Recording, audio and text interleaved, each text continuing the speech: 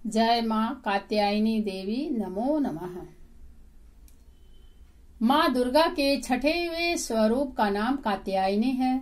इनका कात्यायनी नाम पढ़ने की कथा इस प्रकार है।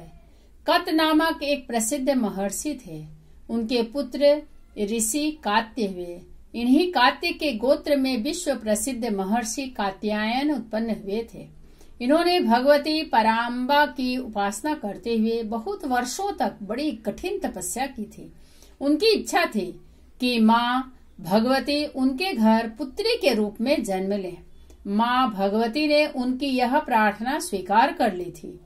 कुछ काल पश्चात जब दानव महिषासुर का अत्याचार पृथ्वी पर बहुत बढ़ गया, तब भगवान ब्रह्मा, विष्णु, महेश तीनों ने अपने अपने तेज का अंश देकर महिषासुर के विनाश के लिए एक देवी को उत्पन्न किया। महर्षि कात्यायन ने सर्वप्रथम इनकी पूजा की। इसी कारण से यह कात्यायनी कहलाई।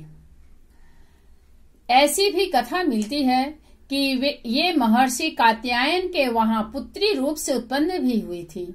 अश्विन कृष्ण चतुर्दशी को जन्म लेकर शुक्ल सप्तमी, अष्टमी तथा नवमी तक 3 दिन इन्होंने कात्यायन ऋषि की पूजा ग्रहण कर दशमी को महिषासुर का वध किया था। माँ कात्यायनी अमोघ फलदायिनी है।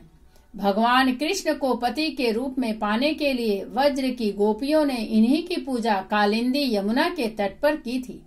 ये वज्र मंडल की अधिष्ठात्री देवी के रूप में प्रतिष्ठित है। इनका स्वरूप अत्यंत ही भव्य और दिव्य है। इनका वर्ण स्वर्ण के समान चमकीला और भास्वर है। इनकी 4 भुजाएं हैं। माता जी का दाहिनी तरफ का ऊपर वाला हाथ अभय मुद्रा में है तथा नीचे वाला वर मुद्रा में है। बाईं तरफ से ऊपर वाले हाथ में तलवार और नीचे वाले हाथ में कमल पुष्प सुशोभित है। इनका वाहन सिंह है। दुर्गा पूजा के 6वें दिन इनके स्वरूप की उपासना की जाती है। उस दिन साधक का मन आज्ञा चक्र में स्थित होता है। योग साधना में इस आज्ञा चक्र का अत्यंत महत्वपूर्ण स्थान है। इस चक्र में स्थित मन वाला साधक माँ कात्यायनी के चरणों में अपना सर्वस्व निवेदित कर देता है। परिपूर्ण आत्मदान करने वाले ऐसे भक्त को सहज भाव से माँ कात्यायनी के दर्शन प्राप्त हो जाते हैं। माँ कात्यायनी की भक्ति और उपासना द्वारा मनुष्य को बड़ी सरलता से अर्थ, धर्म, काम, मोक्ष चारों फलों की प्राप्ति हो जाती है।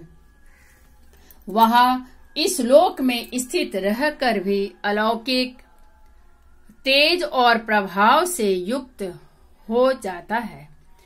उसके रोग, शोक, संताप, भय आदि सर्वदा विनष्ट हो जाते हैं। जन्म जन्मांतर के पापों को विनष्ट करने के लिए माँ की उपासना से अधिक सुगम और सरल मार्ग दूसरा नहीं है।